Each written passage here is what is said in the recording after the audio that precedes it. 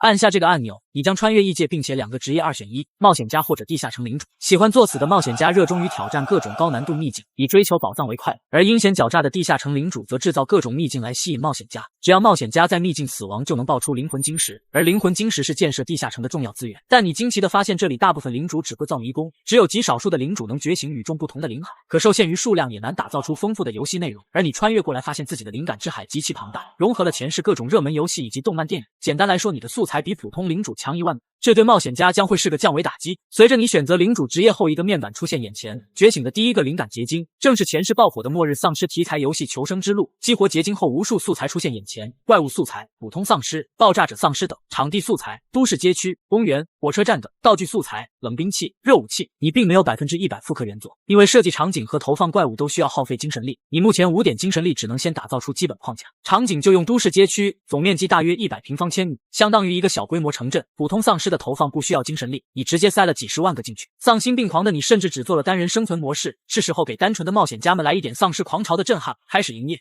很快有3个来自于黑石镇的冒险家传送到你的里，分别是体格强健的王大锤、马尾少女猫萌萌、经验丰富的寂寞刀客。领主，你这秘境有什么特点？作为第一批来给你捧场的，你总得给点提示吧。末日狂潮是一个与众不同的秘境，你们需要凭借勇气和智慧才能找到安全屋，过程中击杀的怪物越多，奖励越丰厚。这秘境听起来完全没有新意啊，恐怕又是一个换皮迷宫，估计开不了3个月又得关门。让我先来吧，我还约了其他的地下城，可不能浪费太多时间。说完，猫萌萌激活秘境水晶，消失在原地。因为每个秘境水晶只能被一个冒险家使用，所以王大锤和刀客只能在外面看热闹。好在秘境水晶可以实时直播秘境里的画面。猫萌萌发现自己处在一处封闭的天台，周围被铁丝网包围，眼前的工具台上有一把斧头、一把手枪、一个医疗包。拿起手枪后立刻接受到了使用方法，这是一把名为 P226 的射击武器，但容量15发，没有考虑过多。猫萌萌背上斧头，拿起枪开始了第一次挑战。推开门，顺着楼梯来到走廊，只见一个背对着自己的人类身影，难道这是引导人物？喂，你好，请问？那个人影听见声音突然转过身来，如野兽一般冲了上去。卧槽，这小作坊下料这么猛！与此同时，猫萌萌急忙射出3颗子弹打在对方胸口上，然而下一秒就被丧尸扑倒。叮！冒险家猫萌萌死亡，魂晶加1。不对啊，老板，你这魔物怎么杀不死啊？看来这是一种类似亡灵的活尸，下次攻击头部试试。等王大锤进入秘境后，二话不说就是一枪，直接把丧尸脑袋打开了花。这手枪类似于弓弩，不过比弓弩更快更强，哪怕拄拐杖的我奶奶来都能打爆这些丧尸。随后又遇到2只丧尸，打出6发子弹成功击毙，但没等喘口气又来5只，糟了没子弹了。最后王大锤抽出消防斧砍死其中1只，紧接着就被丧尸扑倒在地撕咬起来。叮！冒险家王大锤死亡，精神力加1，魂晶加1。终于轮到资深冒险家寂寞刀客，他一开始并没有使用手枪，而是发挥身体优势一路砍。当他走出大楼后，终于还是懵逼了，密密麻麻的丧尸杀不完，根本杀不完。叮！冒险家寂寞刀客死亡，精神力加1，魂晶加1。为其领主，里面塞这么多怪物，怎么可能通关？我看你就是把我们冒险家当韭菜割。当然有通关的办法，收集更强的武器，探索更好的逃生路线即可。猫萌萌将信将疑，领主，你能不能告诉我们这个世界发生了什么？为什么当地的居民都变成丧尸了？萌萌不要为难领主，领主肯定很有想法，我们要靠自己探索出来才有意思。那倒也是。忽然寂寞刀客尖叫一声，出货！1箱肥宅快乐水，太好喝了吧，简直爽上了天！难道这就是秘境特产？这叫可乐，只是秘境的普通产物，更多惊喜自行探索。由于这个世界地表污染严重，冒险家想要维持生活，必须不断的从秘境里获取物资。如果把这1箱快乐水拿到黑市镇的交易市场，起码能换1个月的饮用水。3个冒险家决定继续挑战。王大锤和猫萌萌是1阶冒险者，有5点精力，每天最多能挑战5次秘境，而刀客是2阶冒险者，能挑战8次。于是他们在秘境里死了一遍又一遍。虽然找到了大多数的物资存放点以及相对安全的地下车库，但突然刷新到脸上的丧尸总是让他们功亏一篑。好在收获不错，啤酒、快乐水、巧克力等物资爆出来不少，甚至最后一局刀客找到了把 Max 式消音冲锋枪，体验了把什么叫割草绳。有了这把武器，明天我们一定能杀出这里。我还想玩啊，但我的精力不够了。领主，你这一个秘境水晶完全不够用啊！我还准备把好哥们都叫来给你捧场。放心，虽然我的地下城才刚起步，但各种设施很快就会完善起来，让每一个来探索的冒险家都能玩得开心。冒险家们满意的离开了，同时你也盘点今日收获，准备关门了。这个世界一天也是24个小时，其中前12个小时地下世界被混沌能量充斥，所有黑暗种族都无法离开庇护之地。后12小时混沌潮汐退去，秘境水晶就会失去能量补给而无法运行，同时地下世界的黑暗生物会变得非常活跃。这些存在是地下城最大威胁，不过每座地下城诞生时会自动产生保护能量立场，新手保护期可维持30天时间，此期间不用担心被攻击。简单来讲，开城是接待冒险家的营业时间，闭城即是领主管理建设领地的时候。今天收割冒险家共计18次，总共获得了16点精神力、18灵魂结晶。打开领地管理选项，分别是人口、建造、管理、建设选项里又有2个子选项：基础建造、特殊建造。基础建造只需消耗指定的灵魂晶石就能打造，特殊建造则不同，不仅需要更多材料，还需收集相关建造图纸，而收集图纸主要方式就是讨伐黑暗种族。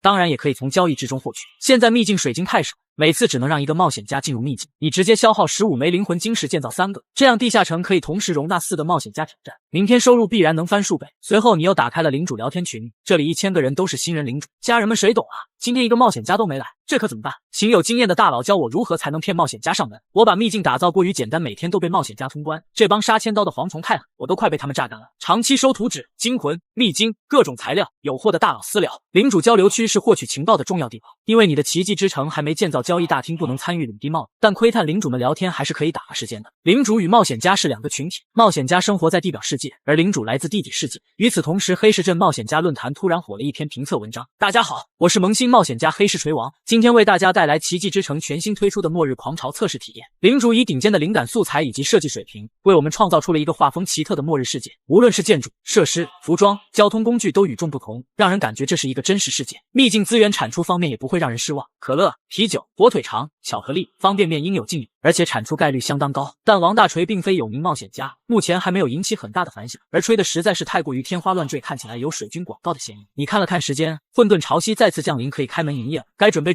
迎接新一天上门的冒险家了。第2天一大早，20多个冒险家已经在大门口等待多时。领主大人，快开门啊！快开门！你也是没想到今天来了这么多人。麒领主，你今天超时了10秒，下次开门请准时点。我手痒的很，有蚂蚁在爬，多1秒钟都是煎熬，你懂吗？很快20多人在4座秘境水晶面前排好队。萌萌，巧克力是在这个秘境刷出来的吗？明月照雪一边说话一边兴奋的摩拳擦掌。昨天猫萌萌把爆出来的巧克力送个几个姐妹尝了以后，所有人都被俘获了芳心，不敢相信世界上会有如此美味的零食，那梦幻般的甜蜜从未体验过。而另一边的猪王开始吐槽不满，好简陋的地下城啊，还没我家的厕所豪华，你确定这种穷到抠脚的领主能做出好秘境？王大锤没好气的回应，这么多年好兄弟我还能骗你？一会进去你就知道，不好玩我绕着黑市镇裸奔3圈。风中眠同样也是寂寞刀客邀请过来，今天排在第1个，可他还没进入秘境就迷糊了，有新手模式、关卡模式、多人模式、大逃杀等等，但只有新手模式可以选。各位稍安勿躁，大家只有通关新手模式才能解锁后面的模式，后面的模式玩法更刺激，丧尸种类更多。新手模式的通关要求是找到并进入安全屋，不过所有人都不会想到你将安全屋放在初始地2000米，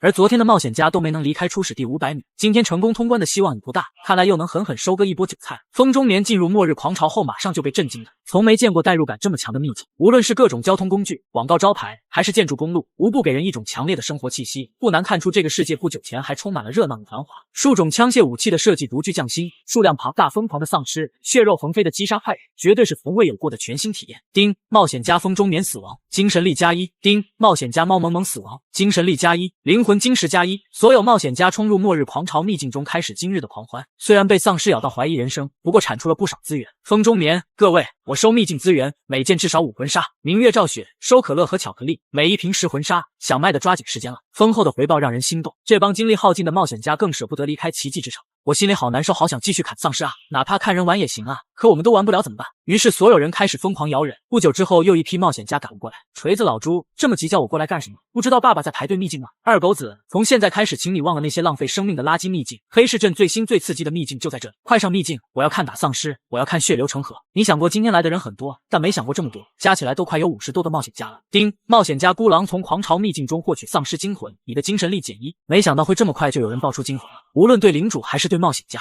精魂都是极珍贵重要的资源。领主通过精魂可以打造佣兵，冒险家吸收精魂能升级，每种怪物精魂冒险家只能吸收1次。每当冒险家刷出精魂，领主都会损耗精神力。孤狼很快当众展示了精魂信息：丧尸精魂、普通精魂可直接吸收炼化提升，或地下城申请融合与回收。厉害了！虽然是普通品质的精魂，但完全没见过，凭这一点就能引起不少势力的关注。孤狼第一次打出丧尸精魂肯定是要自己用的，不过没关系，只要狂潮秘境能持续吸引冒险家，未来产出的精魂也就只能被地下城回收。领主回收了精魂以后，既能用来打造部队，也能通过贸易卖掉换取魂晶图纸。随着秘境关闭，冒险家们一个个恋恋不舍离开了奇迹之城。你盘点起今日收获，有59名冒险家参与挑战，总共收获精神力449点，灵魂晶石276颗。不出意外，明天就会有冒险家通关新手模式，是时候打造正式关卡，让他们知道什么叫做真正的末日。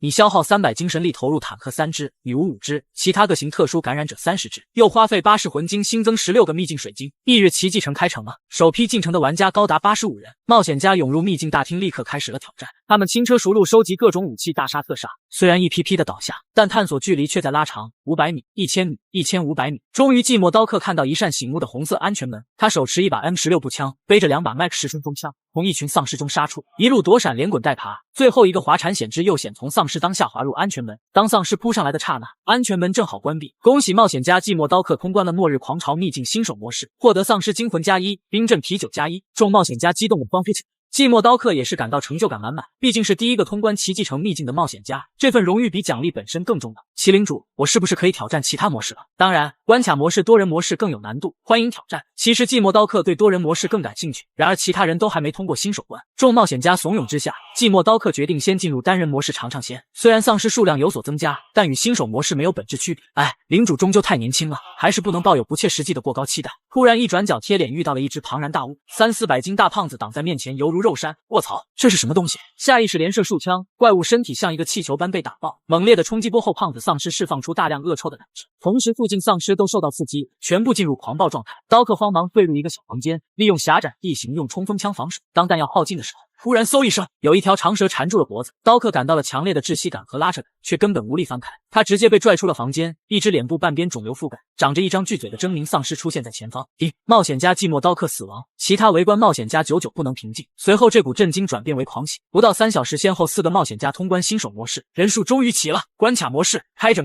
黑石锤王猖狂大笑，哈哈哈！麒麟主，你的秘境难度做的完全不行啊！看我们怎么打穿你的关卡模式。明月照雪，明眸一闪，我们不会一不小心就把领主给刷破产吧？殊不知真正的折磨与受苦才开始。4位冒险家来到天台领好物资，黑石锤王抄起了大斧，一个跳劈将丧尸劈死，干得好！大家只觉安全感满满，人多火力猛，容错率就高，这种并肩作战使沉浸感与趣味性大增。可这时响起一阵细碎的摩擦声，冒险家探头一看，走廊之中整整20-30双眼睛，什么鬼？一只面容狰狞的丧尸瞬间像是嗅到血腥味的野兽般冲了上来，不好，撤退！数量太多了。明月照雪掏出手枪准备打丧尸，却因过于紧张手抖了一下，一颗子弹直接打在黑石锤王的膝盖上。卧槽，打我干什么？黑石锤王直接倒在地上，3两下就被涌上来的丧尸狂潮淹没。其他人直到弹药耗尽，很快就被其他丧尸扑倒。领主咋回事？为什么走廊里会有这么多丧尸？你两手一摊，挑战者人数翻了4倍，我把丧尸数量也翻几倍，这很合理吧？这把不算，再来。4人提前商量战术，这一次顺利清空了楼道丧尸，却也将子弹消耗光了。除爆炸者、吸烟者，又先后2种新丧尸，分别是猎杀者和骑士。骑士外形酷似瘦猴子，他会突然爬到头上让人遭到控制；猎杀者外形酷似一个兜帽跑酷男，身手极其敏捷，枪法不好根本打不中，扑杀能力极其强悍。冒险家寂寞刀客已经死亡，魂金+1，精神力+1。时间就这样1分1秒过去。今天开业已达10小时，有13个冒险家通过了新手模式。关门后你盘点收获，接待了125名冒险家，共产出魂金636，精神力1222。另一边正欲离开的冒险家们突然收到提示，任务名称：领地开拓，奇迹城将进行首次对外探索，计划招募18名佣兵，请冒险家踊跃报名。奖励5贡献点。什么？奇迹城发布领地任务，区5贡献点？难道是把我们冒险家当成了牛马？大家都不要理他，不能助长歪风邪气。话是这么说没错，你们跑这么快干什么？废话，就18个名额不跑快点能抢到吗？只要有了贡献点，明天稳进城的。你第一次发布地下城任务奖励可以说相当的吝啬，结果不到3分钟就有几十个冒险家踊跃报名，因为有了贡献点，明天就能竞价入城。5点贡献点虽少，但足够挤掉没贡献点的冒险家。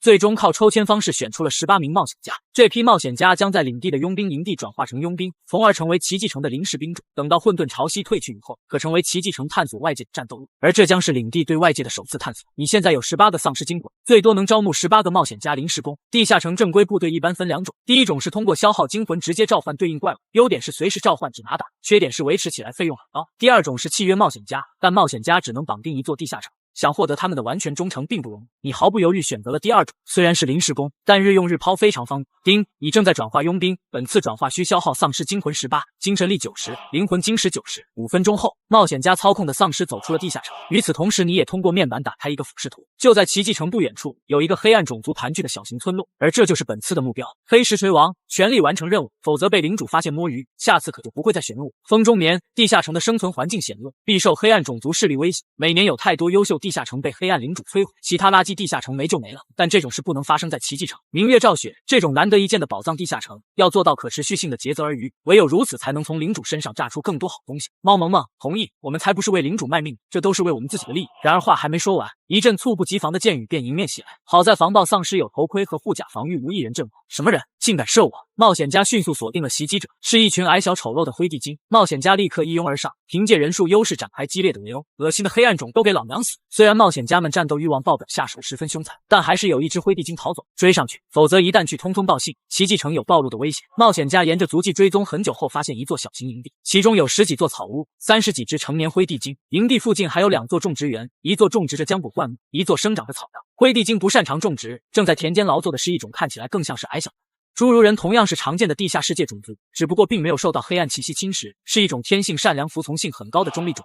众冒险家感到今天运气实在太好，第一次当临时工就有这么大的发现。随后奇迹城的日抛临时工们嗷嗷叫着杀向营地，当丧尸气势汹汹而来，种植园里的侏儒们吓得发抖，其中一个脸上有雀斑的侏儒少女却露出惊讶之色。她已看出狰狞的丧尸都是地表冒险者扮演。猪王率先闯入地精村落，身插14-15支箭却跟没事人一样，挥棍打碎3只地精脑壳。正当他准备寻找第4个目标，一团炽热气息从侧身袭来，让他惨叫一声，当场失去控制。只见8只地精护着一个与众不同的地精杀来，估计是村长之类的存在，嘴里发出怪异的咒语吟唱。木杖之上再次燃起火球，哼！又中一个冒险家，有一个地精术士，大伙儿一起上，赶紧把他干掉！暴躁小鸡抛出一棍打中了地精，没有造成致命伤，却打断了火球势。风中眠，寂寞刀客趁机杀到地精村长面前，一刀两断，最终以损失7个冒险家为代价，30几只地精全军覆没。冒险家兴奋之余，还不忘对地精营地进行搜索，从10余间草屋里找到一些浆果、草药、风干肉。此外，还在村子中间发现了一个不起眼的祭坛，其中漂浮着一颗发光的石头，是庇护神石。丁，你发现赤沼村神石，是否立刻进行转化？神石激活成功，你成功占领了赤沼村，获得混沌宝箱。灰色，你深知抢夺地盘对领地的重要性，光是能建立一个传送点，就能为领地带来很多方便。若领地还想在该方向继续探索，无需从奇迹城出发，消耗少量的魂晶即可直接传送到赤沼村。开启混沌宝箱，你获得灵魂晶石200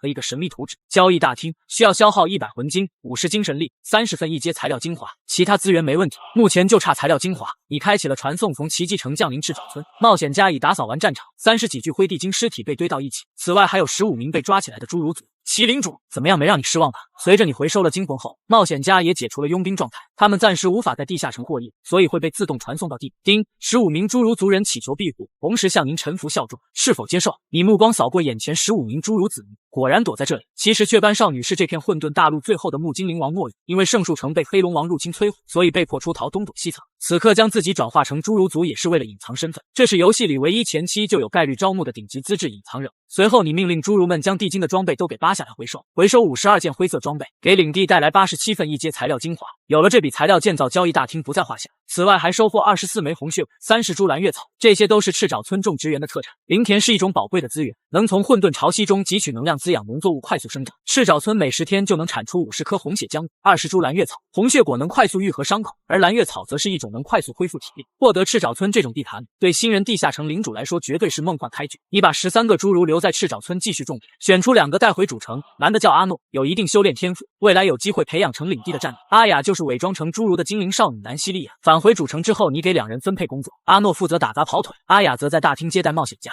凭奇迹城的潜力，相信很快就能得到这位小精灵的认可。南西利亚扫过地下城，微微皱眉，难民营一样的地方也算地下城，看来这就是一个新人领主啊！这么弱的领地自身都难保，绝不是自己要寻找的力量。不过此处短时间内安全，不妨躲一段时间，等风头过去了再跑步。安排好2人后，你开始建设新建筑。交易大厅，地下城接待上限加10，新增领地贸易功能。怪物营地接待上限加15，可招募怪物数量30。精魂祭坛接待上限加10，可契约精魂数量100。有了怪物营地，就可以通过精魂直接召唤怪物，最多可以饲养30只领地怪物。而精魂祭坛可以将精魂永久烙印在冒险家乃至领地子民身上，可以使得他们永久获得相关怪物的能力。因为力量来源于奇迹城，故将与奇迹城形成更紧密的捆绑关系。当前奇迹城接待能力上升到了160，灵魂晶石也所剩不多，需要赶紧割冒险家们一波。第2天一早，白鹤居士来到了奇迹城，尽管多年没有亲自下地下城，今天为了解奇迹城，为把学生抓回来，而此刻距离地下城开放只剩不到10分钟。你正在申请进入奇迹城。丁听，齐继承当前申请人数已满，您当前排在了第953位，是否支付贡献点？什么？老爷子傻眼了，一个才开几天的地下城，居然如此火爆，除非手里有齐继承的贡献点，否则根本进不去。毫无疑问，这位黑石镇曾经的第一冒险家，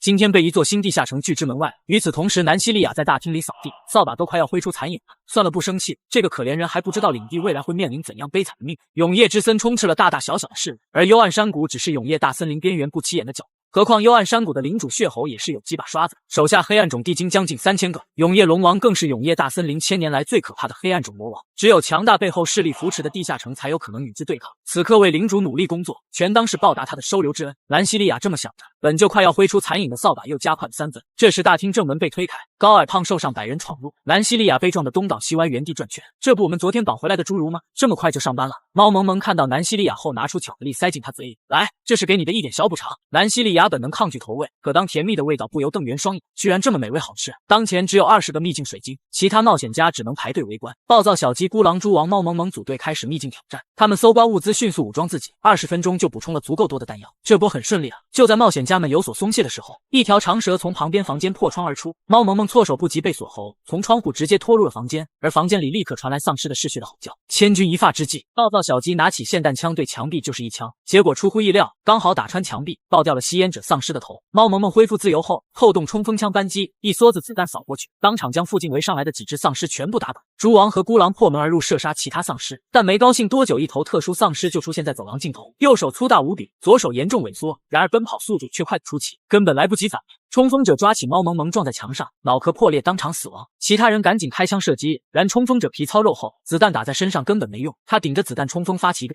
山炮，将暴躁小鸡撞进墙壁，再杀一个。孤狼和蛛王虽然拼命开火反击，成功杀死了冲锋者丧尸之后，却已经弹尽粮绝，很快就在接下来的战斗中被丧尸包围惨死。可退出秘境后，蛛王高兴地大喊起来：卧槽，这次赚大了！你们快看，这是什么好东西？冲锋者惊魂，3星灰色惊魂。死胖子，你什么狗屎运啊！你今天必须请客，我要一瓶奇迹城的毛子。这道惊魂的价值起码能抵10几20个普通丧尸惊魂，大约相当一个黑石镇冒险家半年以上的收入。这时大厅里热闹起来，大家快来看，锤哥他们要表演火烧丧尸了。这会儿黑石锤王、寂寞刀客、风中眠、明月照雪的小队正在挑战秘境，他们不知从何处找来了2桶汽油桶，一把火瞬间点燃，几十近百丧尸被火焰笼罩，全部被一把火烧成了焦炭。4人完成清场，顺利走上大街。很好，我们这把通关机会很大，领主肯定想不到我们还能这样玩。冒险家还在为自己的创意操作而沾沾自喜，前方传来了一阵沉闷的脚步声。什么声音？只见一辆小汽车如铅球般抛射而至，当场就将其中的明月照雪给压在下。不好，有怪物！其他3位幸存者第一时间举起手中武器。下一刻，一个人形的肌肉怪兽冲出来，这是一只巨型丧尸，体型远超冲锋者。风中眠都傻了，这特么也是丧尸？当坦克丧尸狂暴冲锋后，混凝土碎块在脚下炸裂，路灯杆像火柴棍般折断，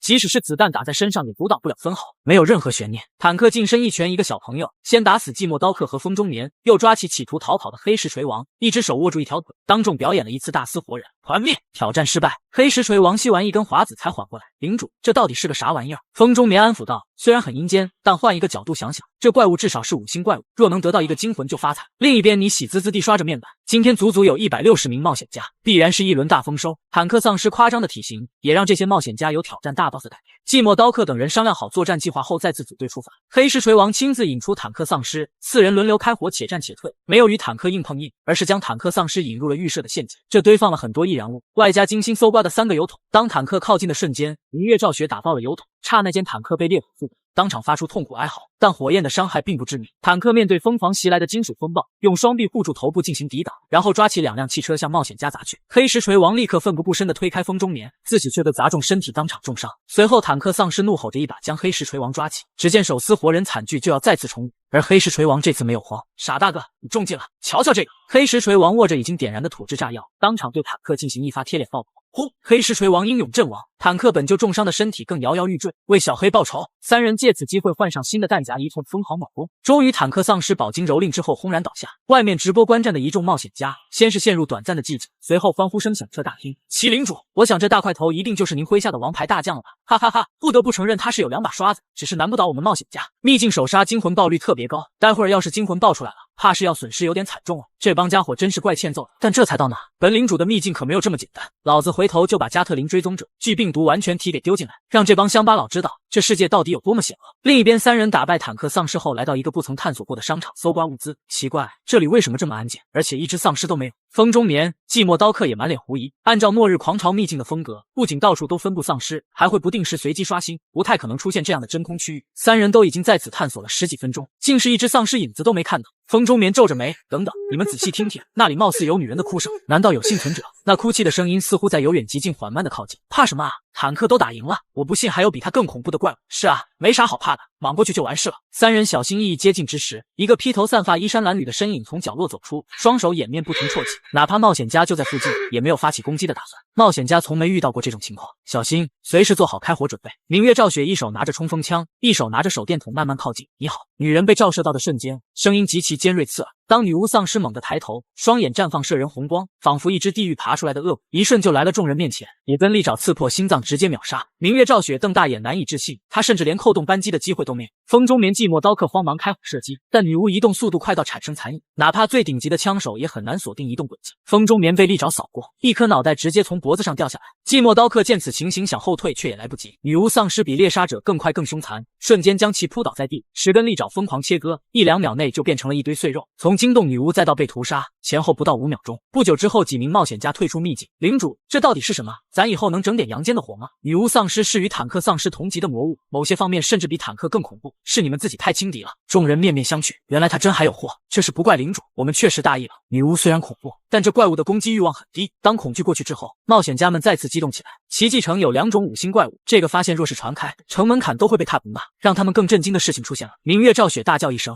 我出惊魂了，是坦克丧尸惊魂。冒险家明月照雪从狂潮秘境中获取坦克丧尸惊魂，你的精神力减30，投放一只坦克丧尸需要20精神力，而从秘境产出惊魂又需要30精神力，这对任何一个新人领主都是不小损失。然而你并没有感到压力，反而精神一振。今年保守收入1500精神力，区区50点精神力算什么？竟然是5星灰色惊魂，这起码能抵50个普通丧尸惊魂吧。明月姐运气真是太好了，拿到黑石镇能卖不少钱。然而明月照雪却做出一个让所有人惊讶的决定，他向你申请回收这枚坦克丧尸精。为什么要这么做呀？哪怕不是自己吸收，也可以换取很多惊魂彩蛋，这应该足以助你冲击2阶冒险家了。奇迹城是一座刚起步的地下城，我要是拿走这高级惊魂，对地下城的打击太大。只要这座地下城还在，还怕以后刷不到坦克丧尸惊魂？众人这才知道明月照雪是怕奇迹城破产了。你此刻也是丈二和尚摸不着头脑。不是，为什么一个个都这么担心我破产？这帮家伙竟然对我的实力出现严重认知错。不过有这好事你也不会拒绝，虽然我愿意上交这道惊魂，但条件方面必须谈一谈。只要条件不过分，本领主可以给你点优惠。第一，我要300贡献你，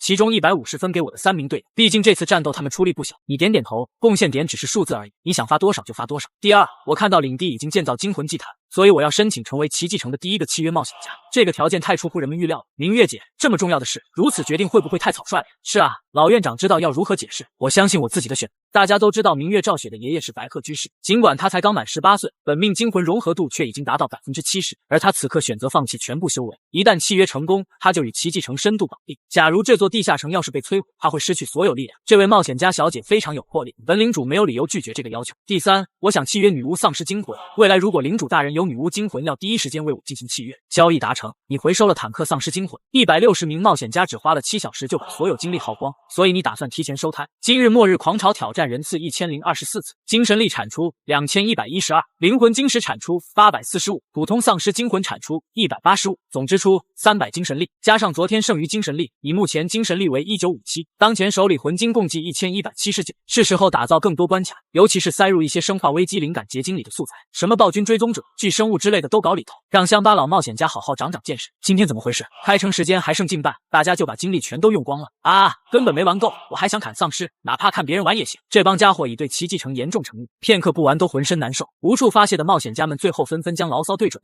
猫萌萌。麒麟主建设地下城速度太慢了，就这点接待力还想不想赚大钱？还想不想成为大领主？就是只有160人怎么够？我看最起码也得1600。我听说厉害的地下城不仅规模大，还有帮助冒险家恢复精力的设施，这边啥配套都没有，这消像话了，收酒水饮料，收巧克力方便面，收各种奇迹城物资，有想卖的赶紧过来找我今天爆出一条华子。什么？这可是好东西，兄弟你卖不卖？冒险家起哄了一阵，也没有离开地下城，而是把大厅当成交易市场，开始买卖物资。各种看起来普通的物资，却是奇迹城最大竞争力之一。你一边让南西利亚应付冒险家，一边打开交易频道买换到了一张旅馆图纸，一次性增加100接待上限，还能留一批冒险家在领地过夜。不过建造成本不低，需有300魂金、150精神力、151阶材料精华。魂金、精神力没问题，但1阶材料精华远远不够。于是你打算再一次打造远征军出去抢地盘。丁，你正在召唤坦克丧尸，本次召唤需要消耗精神力100、魂金50、坦克精魂1，是否继续？召唤成功。很快，一个巨兽从怪物营地走出来。从怪物营房召唤的怪物与日抛临时工不同，是可以常驻领地之中，只要不死亡就能一直使用。若是打造相应建筑，还可以对其进行改造升级。暴躁小鸡两眼放光，霸气，太 TMD 霸气了！黑石锤王，领主大人，你怎么把大鸡巴放出来？难道晚上又准备出去干架？我得到了情报，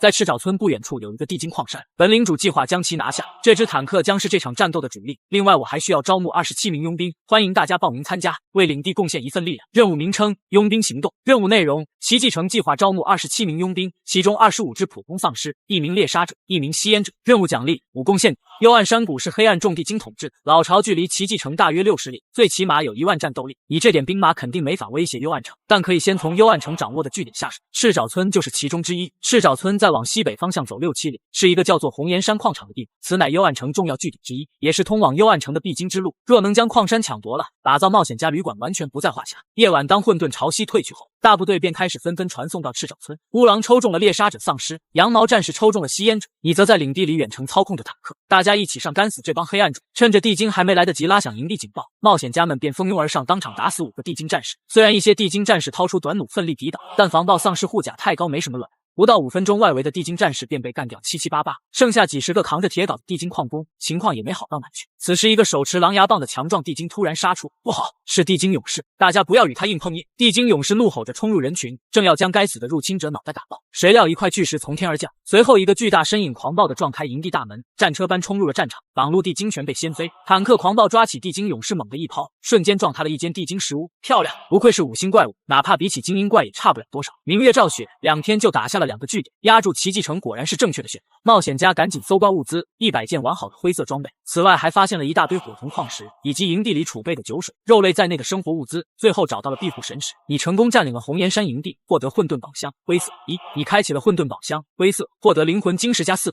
技能秘经领主附身术加1。随后你从主城传送到红岩营地，先对冒险家们进行一番表扬加减，贡献点奖励全部翻倍，营地搜出的酒水肉类也全部发给了冒险家，然后解散佣兵部队。147件灰色装备加上500多单位的火铜矿石，总共回收分解出588份材料精华。这下建造旅馆的材料够了。回到领地后，你决定再打造5个基础建筑：哨塔、仓库、城墙、佣兵之屋、士兵之屋。估计未来1、2天，黑暗地精肯定会有动作，而只要黑暗种出现在附近，哨塔就会第一时间发出警报。士兵之屋则是给契约冒险家提供复活的地点。有了这些设施，奇迹城不仅功能有所完善，更将接待能力翻倍到了320。随后你又花了100魂金，秘境水晶数量从20增加到了40个，当前魂金只剩84，是时候割一波韭菜了。翌日一大早，刚进奇迹城，黑石锤王就被眼前一幕惊呆了。啥情况？怎么这么多人？只见大门前密密麻麻人头涌动，比昨天多了1倍。等奇迹城正式开放的时候，冒险家以100米赛跑速度涌向大厅，又一次沉迷进了秘境世界。而没抢到首发的冒险家们大多在围观，也有少数在城里闲逛，以了解地下城的新变化。卧槽，旅馆，其领主还真是有2把刷子呀！尊敬的冒险家，欢迎光临旅馆，请问需要办理入住吗？住1晚怎么算？住1晚5贡献点，或者任意一道精魂材料10魂金。5贡献点虽然有点贵，但为确保每天都能进城，还算能接受。现在奇迹城越来越火，未来排队价格还会涨。开一间，今晚就住在这了。奇迹城啥都好，就是冷清了点。我们弄点酒肉，在酒店院子里搞个篝火晚宴，为这座城添点人气吧。好主意！冒险家猫萌萌办理了旅店入住，已回收了5点贡献点。冒险家猪王办理了旅店入住，已回收了5点贡献点。冒险家暴躁小鸡从狂潮秘境中获取女巫丧尸精魂，你的精神力减30。不好了，领主大人，末日狂潮的第1关被攻破了。麒领主，真是抱歉了哈！以不惜血本打造的狂潮秘境第1关，这么快就被我们彻底攻破，你太小看我们冒险家了。我们已经找到了安全门的具体位置，其实你并没有在安全门附近放置最强战力，理论上只要运气足够好，完全可以避开坦克女巫，从而极大降低通关难度。面对一个个得意无比的冒险家，你忍不住吐槽，真是有点阳光就灿烂，不过是先给你们点甜头，好为领地多刷些资源，而真正的好日子还在后头。暴躁小鸡迫不及待捡过来，领主大人，我申请上交女巫精魂，条件与明月照雪一样，不过我要契约坦克丧尸精魂。暴躁小鸡是典型的假小，有好端端的女巫精魂不要，居然一心想要变成肌肉怪，真是奇葩！不行，明月赵雪是首个要求契约奇迹城的冒险家，其他人无法享受相同待遇。不过我可以给你优惠一点。暴躁小鸡一盘算后决定上交女巫丧尸惊魂，虽然优惠力度没有明月赵雪大，但能确保契约一个坦克惊魂也不错。刚完成交易，明月赵雪就跳了出来。放心，本领主向来遵守诺言，今天就用这女巫惊魂为你契约吧。1刻钟后，惊魂祭坛之上，你正在为冒险家明月赵雪进行惊魂契约，本次契约将消耗精神力30%，是否继续？下一秒，惊魂祭坛释放出强大的能量，瞬间将女巫惊魂烙印在明月赵雪体内，融合程度直接达到50%。领主大人，我要申请契约，先搞一个2星惊魂契约凑合用着。我这有一个冲锋者惊魂，请求立刻为我进行契约。不一会，又有7、8名冒险家申请契约。优质地下城的契约名额非常宝贵，别管是什么惊魂了，先完成契约上车再说。黑石锤王、风中棉都契约2星猎杀者用来过渡。乌狼契约了1只吸烟者，而猪王则契约了自己手里的3星冲锋者。风少，你这又是何苦啊？你本来拥有4星令魂，现在却换成了2星。彼岸花团长知道后恐怕会大发雷霆，不必解释。我姐那边没人跟他说，短时间内不会发现，而我会证明自己的选择。今天的收入如下：魂金收入1255，精神力收入2470，又是大丰收的一天啊！已掏出1000魂金、500精神力、500材料精华，对领地核心进行了升级。升级成功！当前领地核心2阶核心能使得冒险家容量增加100，最重要的是能运行5000精神力的秘境。财务又一次告急，必须赶紧回忆波血。这会儿领地已关闭，不过相比过去几天，今夜的奇迹城显得非常热闹，很有人气。多达36名冒险家选择在旅馆住店，他们获得了在奇迹城过夜的资格。而这帮家伙闲不住，肯定是要找乐子。领主大人，我们要搞篝火晚会，你也一起来热闹热闹吧！冒险家升起一堆篝火，又从黑石镇搬来了不少物资，凑了些辣条、可乐、火腿肠以及毛子、华子等等，全部堆在一块，举办起了庆祝盛宴。兰西利亚坐在一众冒险家当中，当吃着来自秘境的极品美食，产生一种不真实的恍惚感。他见过的地下城冒险家与领主关系普遍很差，在领主眼里，冒险家都是过境蝗虫一般的贪婪害者，而对冒险家来说，领主则阴险狡诈，是可恶的黑场老板，割韭菜的无情庄家。这座奇迹城给人一种完全不同的感觉。冒险家们显然都很认可这位才华横溢、天赋极其罕见的领主。如此氛围的地下城让南西利亚住着很舒服，所以更加真心希望这座地下城能发展起来。警告：哨塔检测到黑暗气息，你猜到黑暗地精会反扑。不在红岩营地建了一座领地哨塔。冒险家们收到任务后都很惊讶，什么又有假打？果然没有白住，今天消耗的贡献点不仅有地方报销，搞不好还能赚上一点。驻店才5贡献点，这次出任务就给10贡献点，若是顺利击退敌人，奖励翻倍。奇迹城很快组织了36个战力，明月赵雪、风中棉等直接通过士兵之屋免费转化成战力，各自变身成了命魂兵种形态。其中31个冒险家通过佣兵之屋转化成防暴师，同时怪物营地坦克丧尸就绪，一个女巫，一个坦克，2支5星战力，想必绰绰有余了。你又消耗200精神力用掉了技能秘境，掌握领主附身术。黑暗种族是混沌世界一个特殊群体，任何种族都有受混沌气息污染，从而堕落为黑暗种族的可能。他们无不是性情极端、残忍、邪恶，以利益与征服为最大追求。黑谷是幽暗山谷领主麾下将领之一，最近驻扎在距离红岩山铜矿不到5里的营地。不久之前，黑谷收到消息，红岩山矿山遭到袭击，大概率是出现了人族领主叛得到这个消息以后，他立刻召集麾下50名地精战士，等到混沌潮汐退去，第一时间向红岩山进发。4小时后，在矿山附近，幽暗城部队抵达了一处开阔地，保持警惕，人族十分狡猾，有可能在附近布下了陷阱。话音刚落，一阵沉闷而急促低吼传来，前方树木很快传来被巨力撞碎的巨响，一个体型魁梧的怪物出现在了地精们眼前，紧接着以迅雷不及掩耳之势莽进地精之中。哈哈哈，不愧是冲锋者，这股力量也太过瘾了吧！猪王变成冲锋者后闯入地精横冲直撞，不仅彻底破坏了地精的阵型，更用巨臂抓住一个地精士兵，当成武器左右疯狂抡砸。地精何曾见过这样的怪物，当场就呈现一死多伤的局面。众地精想要拼命反击，可不管是刀斧还是毒箭，都无法阻止这怪物的野蛮冲撞。黑谷大怒，从身后抽出一根骨矛，猛地向冲锋者抛射而去。猪王变成的冲锋者当场爆头身亡。杀杀杀！为老猪报仇！不要冲动，这个 boss 太强，搞不好有5星水平。二狗子赶紧控住他。黑谷就要发出第2根骨矛的时候，突然一条超级长蛇从后方袭来，锁住了他的咽喉。什么？黑谷大惊之际，发现自己已被从队伍中拽出来。乌狼企图用舌头将其拖入树林，而黑谷反应也是非常迅速，左手快速反手拔出一把短刀，瞬间将吸烟者的长舌割断。找死！黑谷再次取出1根骨矛，正欲射杀偷袭自己的冒险家，突然一个浑身肌肉犹如小山挡在了面前。这位地精将领已经回过未来了。什么情况？自己面对的不是一个新人领主吗？怎么这么强？虽然坦克丧尸威慑力十足，但黑谷身经百战，反应极快，第一时间抛射骨矛发起攻击，子弹都难穿的肌肉竟是被深入至少数寸之深。另一边，你努力控制坦克闪避，但仍无法完全躲开攻击。黑谷有一阶巅峰修为，相当地下城的5星魔物，与坦克丧尸是同一层次的存在。不等黑谷发射长矛，以双手抡起一根粗壮大树迎面砸去。黑谷躲开攻击，又掷一矛，你索性只用左手横戈挡住，右手再次挥出大树，当场将黑骨拍飞出去了10米之远。敌方头目被拖住，好机会，趁现在快清理杂兵。人族阵营多为一星丧尸之中综合性能最强的防暴师，不过这支地精战士装备颇精良，数量方面更是有绝对优势。这时一个披头散发的女丧尸出现在了战场，明月姐，靠你了！当一个不知死活的地精士兵以短矛向明月赵雪刺去瞬间，可随即耳边顿时响起一声凄厉尖嚎，还没反应过来，心脏已经被剜掉。这就是女巫的速度与爆发力吗？从没有见过这么好用的一阶惊魂，这股力量用起来实在是太过瘾。明月姐好厉害，加油！杀光这些威胁奇迹城的肮脏地精！明月赵雪彻底释放女巫丧尸的力量，移动速度之快完全超出普通地精士兵反应，利爪之锋锐更是能轻易切碎地精的皮甲甚至兵器，所过之处鲜血残肢横飞。其他冒险家都看呆，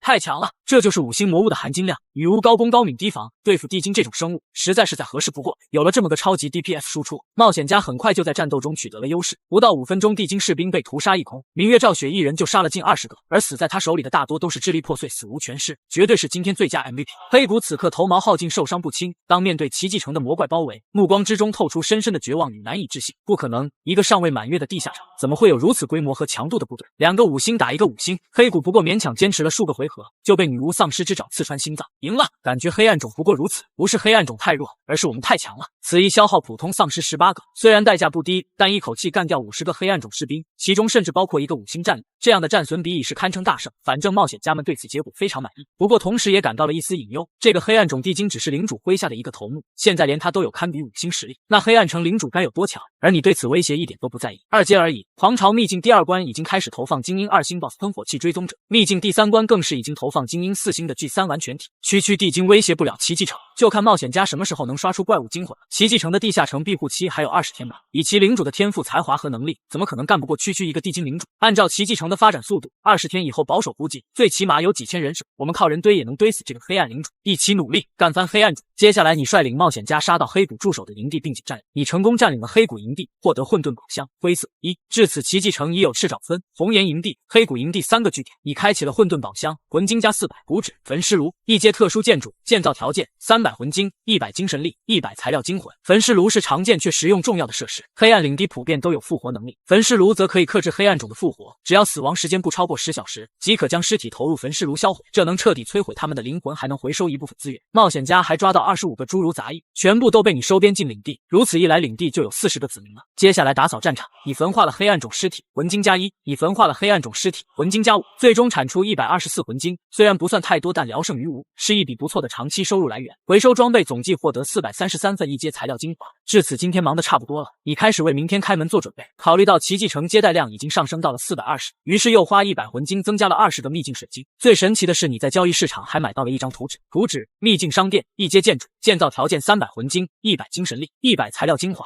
可用精神力兑换部分秘境产出。每个秘境商店只能绑定一个秘境。黑石镇曾经的第一冒险家来奇迹城砸场子，可他万万想不到，你就在昨天晚上又往秘境里投入了新的怪物——生化危机里那个让人绝望的追踪者。早上开门的时候，只见一位须发皆白的老头45度望天流泪。老爷子从来没想过进一座新地下城竟然还要摇号，摇了几天他终于进来了。而另一边猫萌萌白色小鹿明月赵雪从旅馆走出来，正兴致勃勃商量着今天要试验的战术。猪王跑来给他们报信，你们几个还想玩？老爷子过来收你们来了。几人收到信息脸色都是大变，完了，院长亲自来抓我们了，我们已经逃学数日，这次要是被抓回去肯定没好果子吃。众人目光纷纷看向明月赵雪，这位不仅是老院长的学生，更是老院长的孙女。明月姐你居然不怕，我又没做错事，有什么好怕的？我近日不回家才不是怕老头子，只是想把他引到奇迹城来。几分钟后，白鹤居士满脸都是怒其不争的愤慨，简直胡闹！你们对地下城了解多少？你们对混沌世界了解又有多少？现在立刻都跟老夫回去，我不允许你们拿前途开玩笑！明月赵雪一点不损，当场催动冒险者之魂，释放1阶命魂气息。只见女巫丧尸的模糊投影在身上浮现。我已契约奇迹城，现在说什么也晚了。你这个丫头是想气死老夫吗？不回就不回，我还打算挑战狂潮秘境第2关呢。听说第2关会有比坦克女巫更厉害的怪，双方眼看就要吵起来了。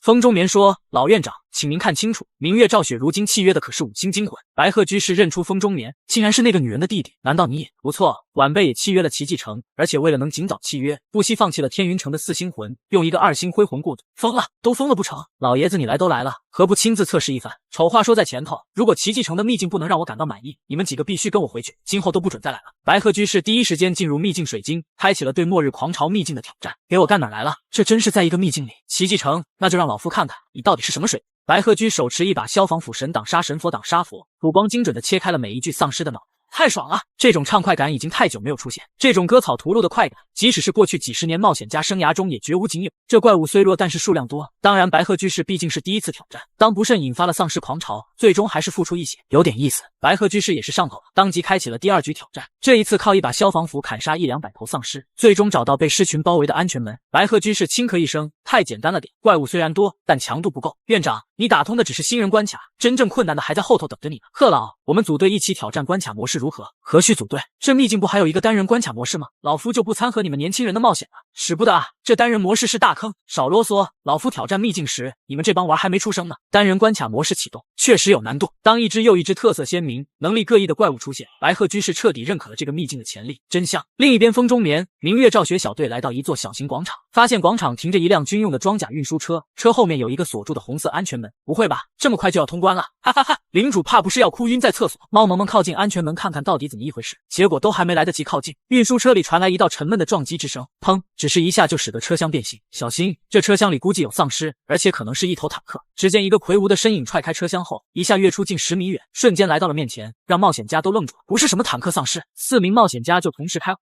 可这些子弹打在追踪者身上，不仅无法击退这个怪物，甚至都无法穿透黑色大衣。冒险家们立刻意识到怪物不简单。更惊骇的一幕发生了，追踪者左手持握的火焰发射器被启动，骤然间喷射出了一条10多米长的火。风中眠以及明月赵雪被高压火焰瞬间冲刷身体，当场被烧成焦炭倒地惨死。猫萌萌吓傻了，这特么可是丧尸啊，居然会使用武器。留得青山在，不愁没柴烧。猫萌萌寂寞刀客第一时间扭头就跑，躲进一座隐秘的小商场，这下应该安全了。两人刚松了一口气，身后的墙壁突然被一道魁梧的身影撞开，追踪者暴君丑陋的面孔再次出现在了面前。寂寞刀客都来不及拿枪，一只比大铁钳还要恐怖的巨手犹如抓小鸡一样扣住了他的脑袋，提起来直接捏碎如，然后丢到了10几米开外。妈呀，救命啊！猫萌萌都直接吓哭了。追踪者对缩在角落里的猫萌萌发动了火焰喷射器，猫萌萌瞬间被烧得外焦里焦。挑战失败的4人狼狈退出秘境。我们明明已经躲起来了，为什么还会被这怪物找到？这不是一般的怪物，我想它有极高的追踪能力以及战斗智商，所以不仅可以操控各种武器，还能锁定猎物，有极其强悍的追杀能力。这么说，只要惹到它，即使逃到天涯海角，也会被追上来干掉。猪王立刻提出一个点子，能不能调虎离山，先派一个人将它引开，其他人趁机打开安全门？没这么简单，这怪物智商极高，不可能中这么明显的圈套。如果老夫没有猜错的话，这是一只精英品质的2阶怪物无疑。院长，这怪物的肉身强度不逊坦克丧尸，更穿着有防弹效果的外衣，我们要怎么做才能打败它呢？以你们的水平和技术，想直接击败这怪物，速通狂潮第2关，几无可能。不过领主他不会设计无解的难题，你们要学会从领主的暗示与设计思路中寻找答案。什么意思？几个年轻冒险家一头雾水，领主为什么要故意将通关地点放在如此醒目好找的地方？这是一个陷阱。这一关的重点不在于找安全门，领主这是在通过布局设计告诉我们，不要尝试走捷径，因为无论打多少次，都是白费力气的徒劳。原来如此，我们应该抵御通关诱惑，先充分探索第2关的场景。第2天秘境大厅又是人满为患，冒险家们在排队的同时顺便点餐。明月赵雪大气道：小雅，给我们4个每人拿1盒冰淇淋，全部记在我的账上。哇，感谢大姐头请客，帮我拿1包华子，泡5桶泡面，加火腿肠，再来瓶可乐。这完全就是一个异界魔幻版的网吧。好在你又给秘境大厅安排5名诸如子民，配合小网管南西利亚服务冒险家。这时风中眠清了清嗓子，大家静一静，今天的挑战非常严峻，有暴君丧尸追踪者这个强大的拦路，我们不可能打通狂潮秘境第2关卡。难道我们要回头去刷第1关吗？不可能，追踪者绝非无敌，让我们找出办法，给领主上一课。我们昨晚在旅馆里将所有信息汇总，当前已经制作出第2关的城市地图，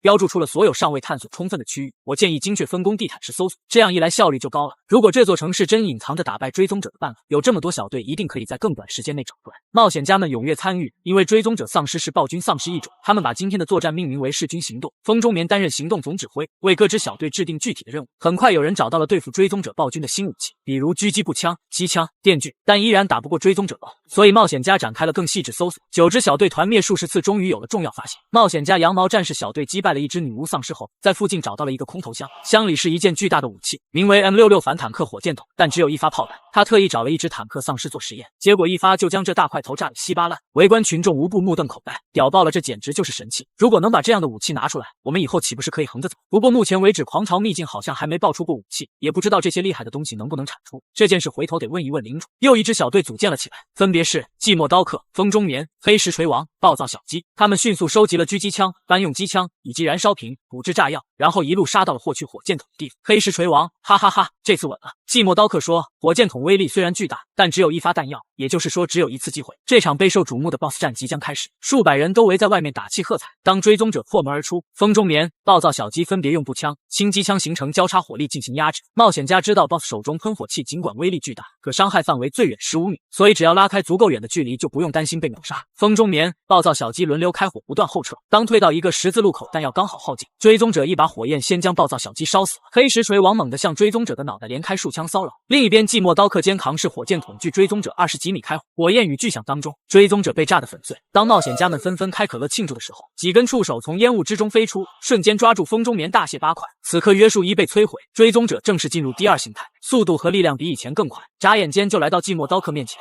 寂寞刀客来不及拔枪就被一拳爆头，黑石锤王此刻也是感到头皮发麻，当场被撕成了碎片。火箭筒都炸不死这怪物，这不是坑爹吗？领主在哪里？小雅，快叫他出来给我们一个解释。追踪者表现出的实力太强，让冒险家们一时间感到了绝望，而他们越无能狂怒，兰西利亚就越心中暗爽。他就爱看冒险家被狂虐被打脸的样子。追踪者不愧是领主大人的大将，他的强大守住了奇迹城的尊严，给这些不知天高地厚的冒险家一次惨痛教训。白鹤居士这个时候站了出来，如果我没有猜错的话，这应该是顶级的2星精英，但追踪者再强也是血肉之躯，只要是血肉之躯，一定就有战胜之法。以我们目前的熟练度，战胜追踪者的希望极微。老爷子，你干脆亲自带我们开一把吧。众人眼前一亮，纷纷起哄。是啊，老院长，我们需要你。我只有一点精力，只能尝试一次，把握也并不大，但不妨试上一试。很快4个人重新组成了冒险小队。风中眠、明月照雪负责引怪，寂寞刀客依然负责操控火箭筒，白鹤居士使用狙击枪提供远程支援。风中眠、明月照雪引出追踪者且战且退。来到十字路口时，白鹤居士立刻用狙击枪偷袭，使追踪者的注意力被分散。寂寞刀客一发入魂命中了目标，追踪者直接被打进第2形态。寂寞刀客、风中眠、明月照雪立刻疯狂倾洒弹药，追踪者再生能力太强，连中数枪却不影响行动。左手触手率先抓住寂寞刀客，但在寂寞刀客的衣服里竟藏着4根引燃的土制炸药。只听一声巨响，追踪者整个左臂都被炸了。风中眠与明月照雪连忙一边后退一边更换弹夹。白鹤居士打碎广告牌的支架，瞬间巨大的广告牌将追踪者砸在了下面。明月照雪又丢了一个燃烧瓶点燃广告牌，太精彩了！好久没有看到这么过瘾战斗，真是一场教科书式的猎杀。这都不死那就太不礼貌了。我们黑石镇冒险家成功战胜了这可怕怪物。当围观群众再次开可乐庆祝，一道残破的身影从废墟中直接暴起。明月照雪连开2枪后被一根触贯穿了心脏，风中眠刚后撤2步也被一根触手缠住脖子。眼看必死之际，白鹤居士冲了出来，手中电锯狠狠切开追踪者身，当场将数根触手撕碎。风中眠恢复自由后，第一时间拿出手枪，不断射击使其僵直。白鹤居士趁机举起电锯反复切割，最后直接将链锯压在追踪者的脸上，从中间生生切成2半。还不等冒险家喘口气，街道响起一阵刺耳的警报声。不好，这声音太大了，一定会引发尸潮。白鹤居士，快进安全门！结果发现这次安全门无法打开，电子锁开启需要5分钟左右。而这时四面八方已经响起了尸潮的嚎叫。糟了，这次尸潮的规模绝对是前所未见。风中眠慌了，我们不可能撑5分钟，这完全就是一场死局。白鹤居士冷静道：不，领主不可能设必死之局，一定有破解办法，一定的。哪怕4个满血的冒险家，也不可能在这种开阔地抵御如此规模的尸潮。此地唯一显眼的东西就是运输追踪者的装甲车。白鹤居士在车顶位置发现一款巨大多管转轮机枪 M134 型车载重机枪，每分钟射速6000发。风中眠也在车厢内发现成箱的弹链。前方街道已密密麻麻出现了不计其数的丧尸。来吧，肮脏的丧尸，让你们尝尝这个。白鹤居士操控车载机枪，释放出密密麻麻的金属风暴，每次扫射都有数百丧尸被掀翻撕碎，简直爽爆了！这辈子从来没这么爽，唯有末日狂潮之中才能体会到这种收割机的快感。这最后环节是你留给冒险家的彩蛋与奖励，冒险家玩得越爽，产出的精神力越多，足足宣泄了5、6分钟。白鹤居士打出去数万发的机枪弹，杀得无数丧尸堆积成小山。最后这一场超级割草盛宴，更是超乎黑石镇这帮乡巴佬的想象。天呐，太爽了吧！我在外面都看得热血沸腾，不敢想象在里面到底有多过瘾。这波设计可以封神，惊喜不止于此。白鹤居士通关后收到了来自秘境的提示，你成功通关了末日狂潮秘境第2关卡，你获得了追踪者惊魂加1。等你走进秘境大厅，这帮乡巴佬不出所料又要嘚瑟炫耀一番。麒麟主，你终于坐不住了吧？继坦克、女巫之后，又一员大将被打败了，然而你却是微微一笑，丝毫不慌。各位冒险家只用2天就通关了狂潮第2关，但距离彻底探索秘境还有不小差距，所以还需要更加努力才行啊！冒险家们笑容一僵，啥意思？该不会还有大货没出？不可能吧？第3关还有比追踪者更强的怪物？乡巴佬就是乡巴佬，这才到哪啊？本领主只能说追踪者不是最强的怪物。明月照雪又惊又喜，第3关都不是终点，领主大人到底准备打造多少个关卡？具体数字无法透露，不过本领主可以保证，每一关都会出现全新的怪物。从第3关开始，每一关内容都会与剧情联动起来。换句话来说，你们打通的关卡越多，所能获得的信息就越多，能解锁的剧情章节乃至玩法模式也会随之增加。请各位冒险家继续努力。所有冒险家都傻眼了，卧槽，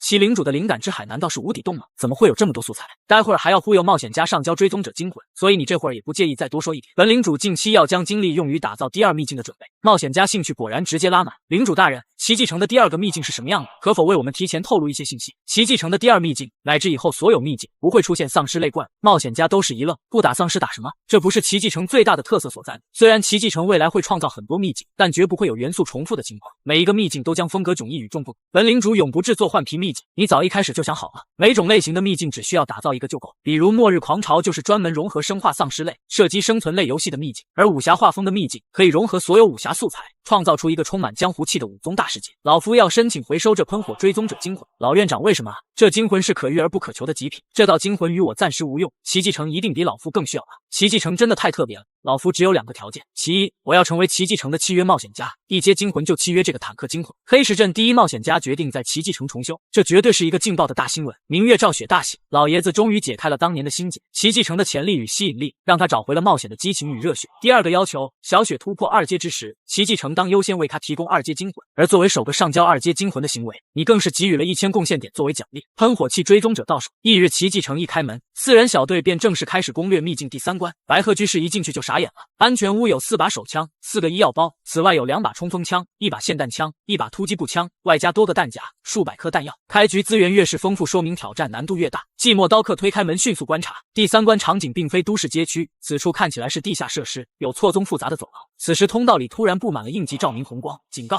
检测到最高级别泄露事故，控制台将强制启动自火程序，所有防火门处于闭合状态，请所有人员由第1层安全通道撤离。本基地将在120分钟后执行自火。白鹤居士赞叹无比，虽然才开始，但我能感觉到这关有极高的制作水平。白鹤居士虽是首次挑战，另外3人已经探索过几次，可每次不到1小时就团灭。这关的难度与挑战性极高，我们目前只知道这个地方貌似是一个专门研究巨生物的秘密基地，其他线索与情报目前获取的也巨生物，好奇怪的称呼，是某种新怪物吗？奇迹领主果然是个奇才，不仅总能拿出别人没有的新东西，其设计水平也始终在线。然而下一秒他们就遭到大量丧尸袭击，这些丧尸有些在走廊和房间，有些则从头顶通风口以及脚下管道冒出来。4人配合先后射杀上百只丧尸，随时冒出的怪物让人神经时刻紧绷，而每过一段时间警报声又给人更多压力。快看，有不一样的丧尸，这种丧尸再生能力非常强，右臂拥有轻易粉碎墙壁、撕裂钢铁的怪力，不过好在速度不快，千万不要让他近身。他并非首次遭遇巨一，故已经解锁图鉴，对其有所了解。巨一发出痛苦而疯狂的嘶吼，第一时间向4名冒险家袭来。这家伙综合实力强于冲锋者，但明显逊色于坦克丧尸。根据冒险家工会收录的怪物图鉴显示，是一阶4星级怪物。风中年、明月赵雪连忙射击，用火力压制阻止靠近。寂寞刀客趁机瞄准脑袋，一枪将其头盖骨掀飞，却依然无法阻止这怪物搏斗。头都爆了，这都还不死。这怪物有2个弱点，一个是脑袋，一个是右臂的大眼珠，打掉一个不足以杀死他。原来如此，白鹤居士用霰弹枪一枪彻底打爆卡兹兰大爷。风中眠盘点剩余物资，立刻意识到一个严峻问题。明月赵雪表情凝重，麻烦了，我们的弹药所剩不多，这一路丧尸不少，巨一肯定不止1只，尽可能省着点用，避免不必要的战斗。我们对这里的了解还是太少，只能先走一步看一步，即使不能完成通关，也要争取收集更多信息。4人稍作休整，继续寻找逃生通道。没多久又遇到了一只拦路的巨一，让我来。白鹤居士主动上前，先躲开迎面袭来的巨臂，随后一枪打爆眼球，又一枪打爆脑袋。白鹤居士2下就干掉了巨一，无疑为小队节省了很多弹药。厉害，不愧是老院长，如此近距离贴脸射击，不仅需要很强的心理素质，更要具备很强的战斗意识。白鹤居士有些得意，你们这些年轻人要学的还多着呢。这时一阵异常动静出现，正是来自已经被击毙的巨一丧尸。有情况，老院长刚发现不对，5根刀刃般的巨大利爪划过身体，白鹤居士感觉身体被掏空了。见鬼！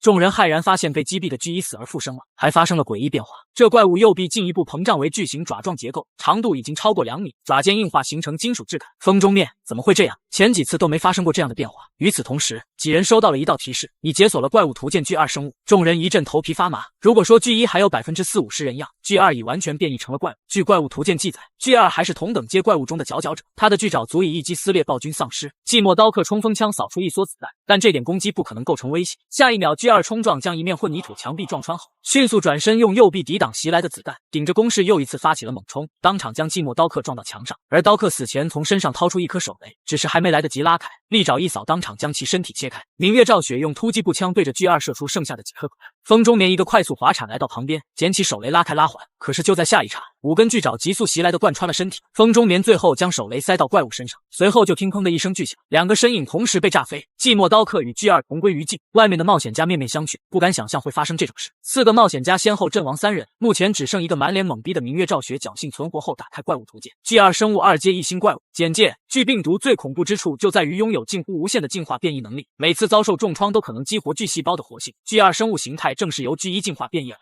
又一阵异响从身边传来，明月赵雪顿感一股彻骨寒意从尾椎骨直窜天灵盖，被炸得支离破碎的G2怪物又一次的站了起来，与此同时迅速吞噬吸收附近的尸体，融合进体内。巨生物再次发生了巨大的变化，双臂同时增长膨胀到3.5米。冒险家的运气显然不太好，这次不仅触发G2，居然连G3也出现了。明月赵雪斗志崩溃，彻底陷入了绝望。G3一比女巫更快速度冲到面前，巨爪直接落在明月赵雪身上，瞬间将这位冒险家大卸八块，挑战失败，而且是惨败。第3关居然这么难，虽然老夫这次大意了，以至于被偷袭而死，白鹤居士有些尴尬，但就算活下来也不可能改变结果，毕竟G3比追踪者还要强。寂寞刀客懂了，巨生物看起来是一种怪物，其实是3种甚至更多种怪物。我说什么来着？就说不能小看领主大人，他手里的王牌大将比我们想象中多，从裤裆里随便掏一只出来都够我们喝一会。冒险家们再一次被强大的怪物以及设计能力所震惊，与此同时也对巨生物来历产生好奇。此次挑战探索进度都不到1/10，不过冒险家没有因此气馁，反而对剩下的部分更加好奇。天云城创建34年，是一座拥有4城、常住人口近100万的繁华领地。领主大人，今日领地接待冒险家31294人，这与前日相比减少了7%。天云城的人流量连续下滑3天，云领主当即通过数据追溯了解更具体的情况。冒险家流失最多竟是黑石镇，还有数名黑石镇冒险家与天云城解约，不太正常。天云城最早开通的冒险家城镇就是黑石镇，也是影响力最为稳固的地方。这些年该镇冒险家皆已成为天云城的契约冒险家为荣，每一个名额都有几十上百人竞争。领主大人，原因查到了，黑石镇近期一座名为奇迹城的地下城异常火爆。打开领主面板，扫了一眼黑石镇冒险家论坛，结果直接被眼前所见震惊到。热帖榜10个有5个都与奇迹城有关。第1名的帖子标题为震撼，第一冒险家重新出山，白鹤居士宣布契约奇迹城，白鹤老头也跑奇迹城去了。以前白鹤居士看好天云城的发展，最优秀的学生基本都契约了天云城。只见各个标题一个比一个夸张，奇迹城的神作末日狂潮必成为黑石镇史上最强秘境，末日狂潮秘境第2关卡设计独家赏析，这是我见过最爽的秘境，也这是我见过最完美的艺术品。丧尸系怪物，奇迹城独一无二，